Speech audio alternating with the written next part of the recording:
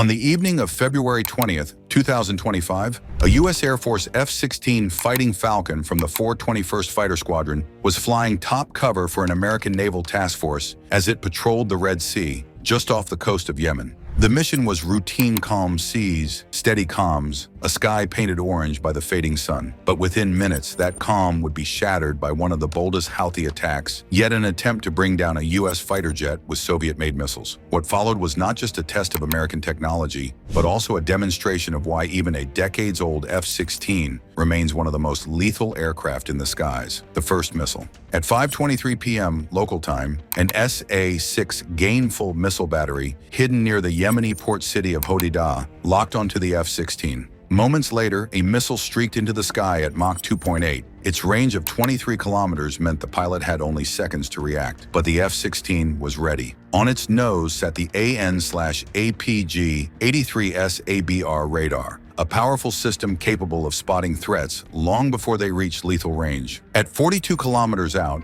the radar picked up the incoming, giving the pilot just enough warning to act. He rolled the jet into a steep dive, plummeting from 30,000 to 15,000 feet in seconds. The maneuver disrupted the missile's fire control solution, but it wasn't enough. The Houthis fired again, breaking the kill chain. The SA-6 is a semi-active missile, meaning its guidance depends on continuous radar illumination from the ground. To defeat it, the F-16 relied on layers of defense. First came evasive maneuvers, hard banking turns designed to throw off the missile's seeker head. But with multiple missiles in the air, the radar began to lose track at high angles, leaving the pilot temporarily blind. That's when the jet's Pylon Integrated Dispensing System, PIDS, activated. Tiny ultraviolet sensors detected the missile plume, automatically deploying a storm of MJU-50B flares in RR-180 chaff bundles. Within seconds, a decoy cloud half a kilometer wide filled the sky. One missile swerved off target, another lost lock, but still several kept charging in. The Houthis weren't letting go. Electronic warfare, the last shield.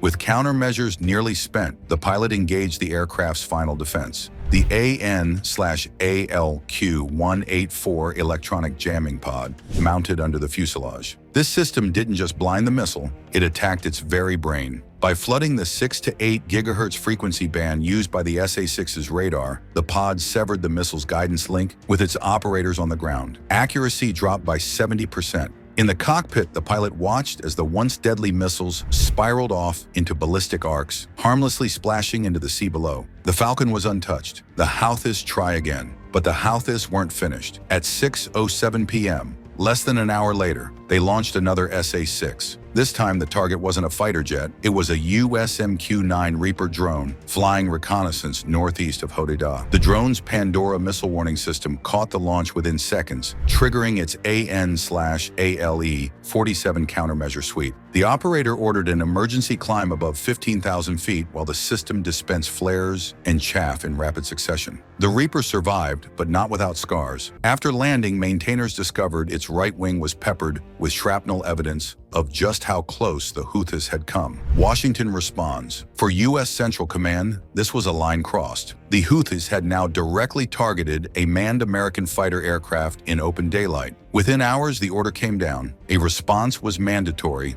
At 3:45 a.m., the destroyer USS Spruance launched 2 SM-6 missiles in surface attack mode, normally an air defense weapon, now repurposed to obliterate the mobile SA-6 battery. 6 minutes later, satellite feeds confirmed a fireball where the Houthi launcher once stood. 8 operators were killed, but Washington didn't stop there. That same night, waves of F-18 Super Hornets from the carrier U.S. Sir Harry S. Truman took off, loaded with AGM-154 Joint Standoff Weapons JSOWs. GPS-guided and long-ranged, these weapons rained destruction on Houthi storage depots and missile sites. By dawn, the U.S. had destroyed 3 more SA-6 launchers, 14 ballistic missiles, and 23 cruise missiles. The consequence: the strike carried a crystal-clear message. The United States would not tolerate any direct assault on its aircraft, whether piloted or unmanned. The Houthis' decision to lock onto a single F-16 cost them far more than they anticipated. In mere moments, their stockpiles of surface-to-air missiles and hardened launch sites assets that had taken months, if not years, to acquire and prepare were reduced to rubble. What began as an attempted ambush ended in the systematic destruction of a significant portion of their military capability. For the international community, the clash served served as a stark reminder of how delicate the situation in the Red Sea truly is. Even a non-state actor like the Houthis, equipped with decades-old Soviet hardware supplemented by Iranian modifications, could create a ripple of instability large enough to threaten global shipping lanes and draw the attention of the world's most powerful military. Yet as the smoke cleared, the defining factor wasn't who had weapons, but who knew how to wield them with precision, discipline,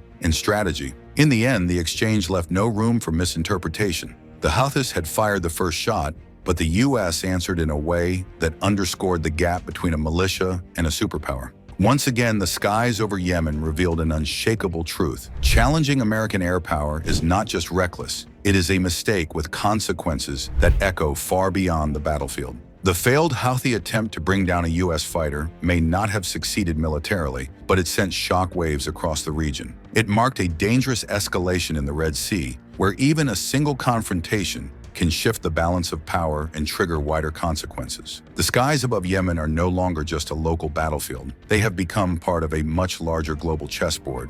This incident raises important questions. Are we witnessing the early signs of a broader conflict, or just another flare-up in a long and complicated struggle? The fact that a militia, armed with outdated weapons, dared to challenge one of the world's most advanced air forces shows how unpredictable this theater has become. The Red Sea has always been a critical artery for global trade, and every clash here ripples far beyond the battlefield. Now, I want to hear your thoughts. Do you think this was just a one-off exchange, or the beginning of something bigger? Share your perspective in the comments below. And if you found value in this deep dive breakdown, don't forget to like, share, and subscribe for more expert military analysis, where we unpack the strategies, risks, and consequences shaping modern warfare.